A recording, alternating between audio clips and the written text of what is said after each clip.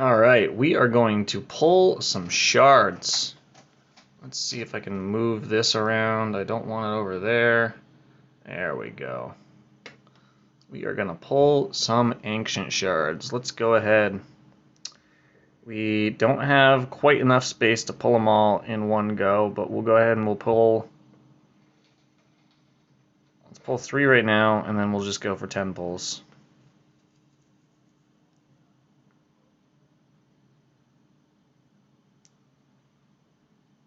Castigator, one of the last fusion rares, but no longer needed. No, Bogwalker.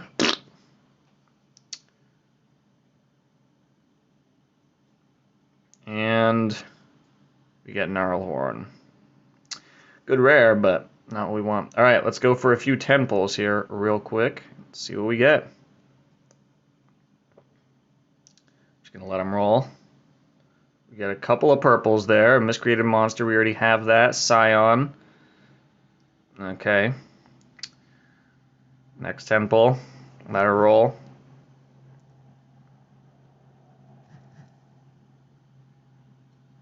I don't like all the blue. Okay, we get Bushi. I don't have a Bushi yet. Let's see what we got here. Damage inflicted increases each time the skill is used. Oh, that's not bad, I guess. Attacks one enemy. Attack is always critical. 30% crit rate and increased speed on the champion for 3 turns. That's not bad. Revives this champion with 30% HP. That's pretty decent on a 3-turn cooldown. That's not bad. And 20% arena speed. Okay. Not bad. I do need, I think, some more decent Sacred Order champs, so that's actually kind of helpful. Okay, so one more 10 pull. We're going to have to go make some space after this one. Broodlord. Oh! Cupidus! Oh! Oh, shit! Oh, man! Okay. So that's going to reset the Mercy on us, which I do try to keep track of, so let me go and just mark that down. We've pulled 4 of them since our last legendary on Ancients. Nice! We got Cupidus. Let's go through some of the others here first. Broodlord I don't have. Although, is Broodlord's is that a Razin fusion? I can't remember. So I think I've had him, but I don't have him because I fused him. But we got Provoke on the A1 if they're under a decreased speed, so not that great. Got an ally protection with a block buffs on a single ally. Oh, terrible. Shield on this ally, you know. Broodlord's not great. Broodlord is not great. And then stun, increased chance if they're under decreased speed. And then, okay, so this one is where the decreased speed comes from if the champion is attacked, or any of the allies under ally protection are attacked, it can place a 30% decreased speed. Not a great chance, only 45% when booked, but, you know, it's something. Ally defense in all battles, yeah. All right, Tashada. Now, Tashada's one I haven't even really looked at before, I don't think. Let's go ahead and take a look. We get a 50% increased attack on this champion if the attack is critical. Not bad.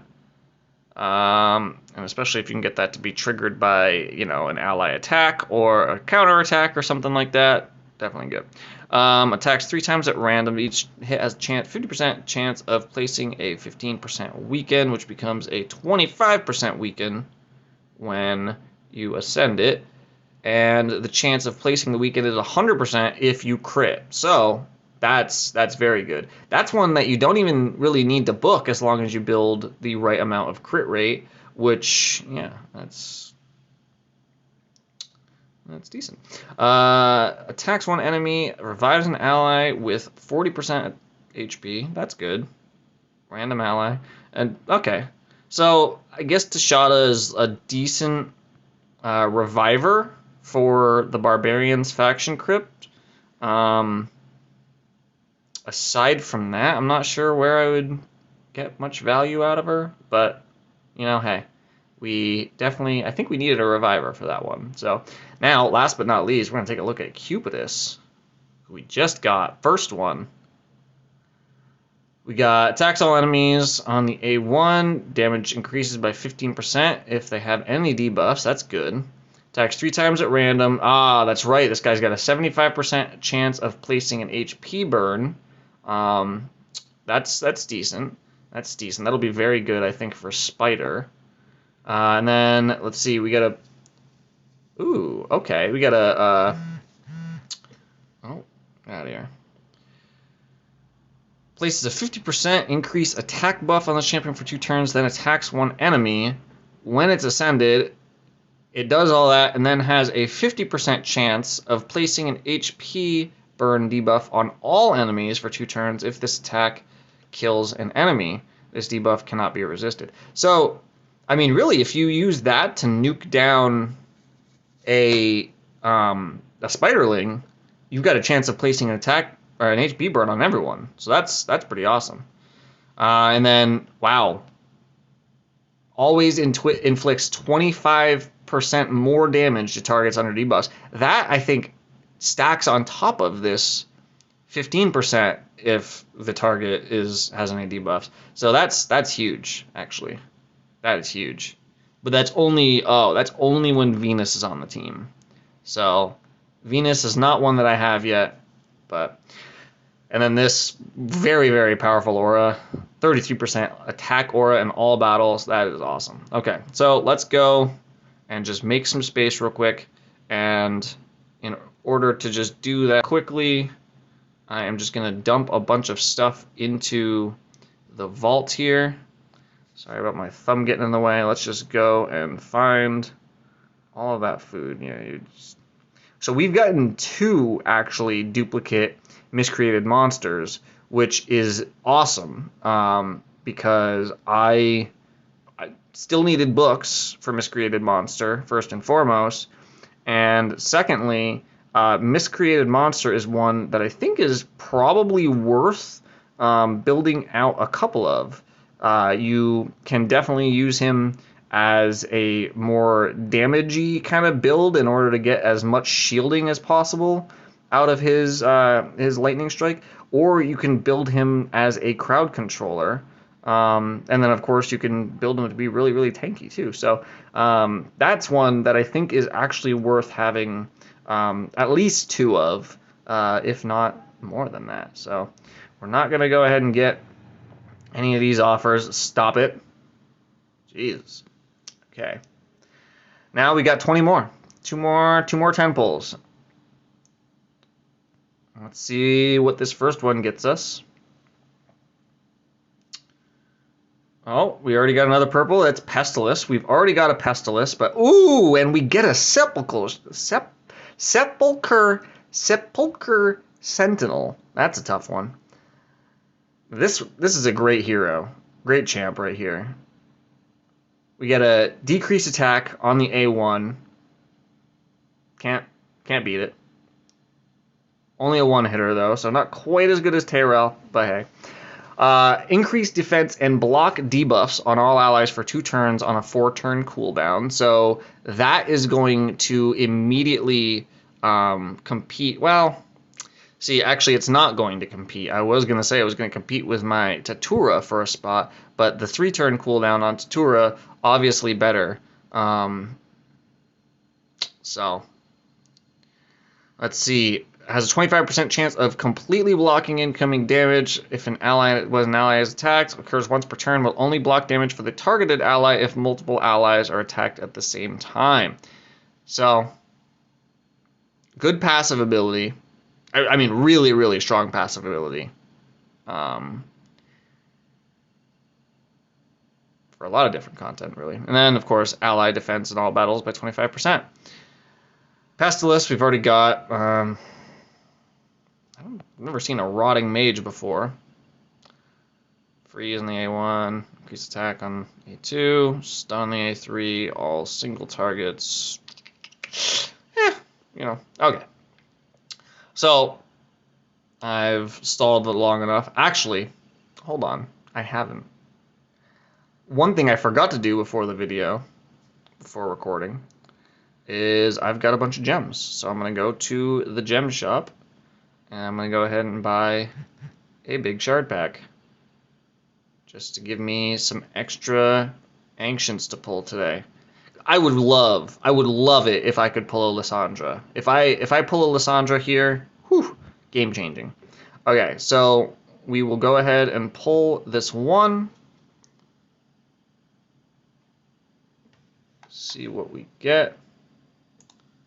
So far we've pulled 15 since our last legendary. You got a Wyvern Bane. Not a good champ. But back out, and for 2 more 10 pulls, let's see what we got.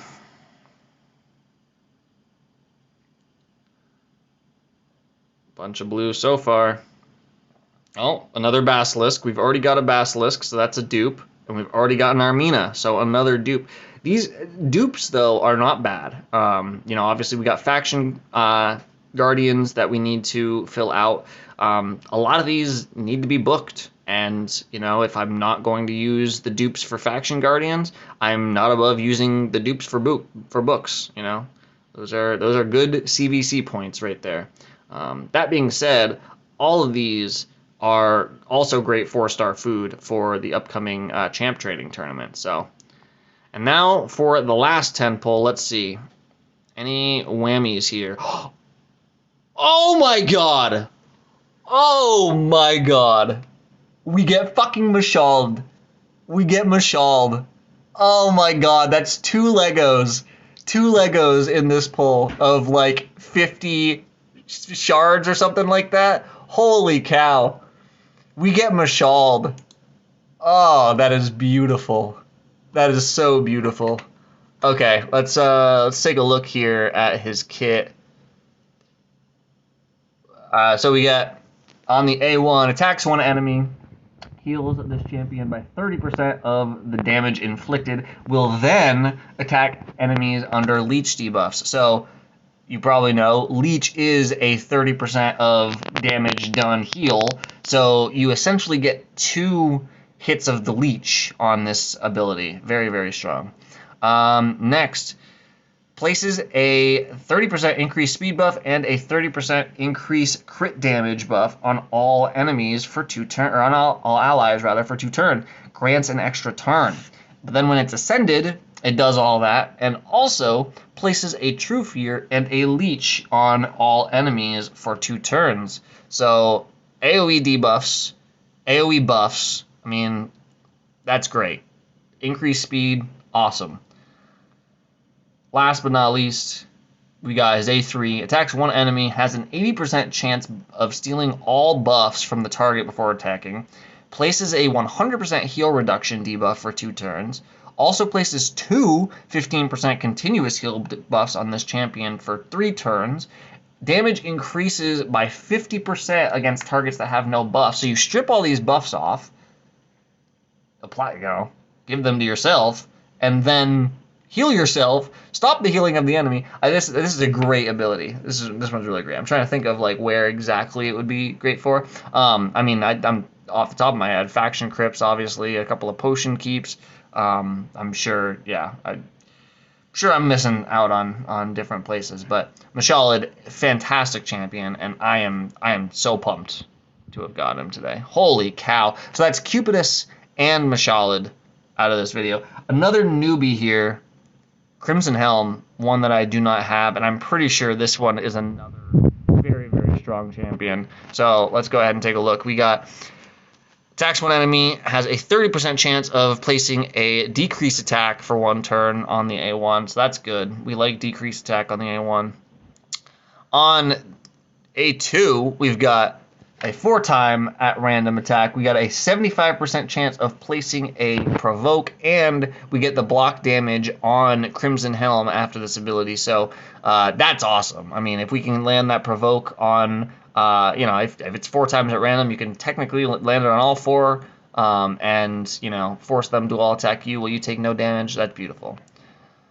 Then last but not least, we get the On Guard ability, which when unascended is just a 60% defense buff on all allies for 2 turns on a 4-turn cooldown. Pretty good. But then, when ascended, it is a revive on death and a 60% increased defense buff on all allies for 2 turns. So that right there, very, very strong ability, especially when booked and ascended out. I'm very, very happy with this poll session. We, did not get the Lyssandra that we may have hoped for. There's definitely a ton of epics out there that I maybe would have preferred over some of the ones that I got. I am still searching for a Geomancer, but boy, very, very good poll session, and yeah, awesome 2x times 10x so far.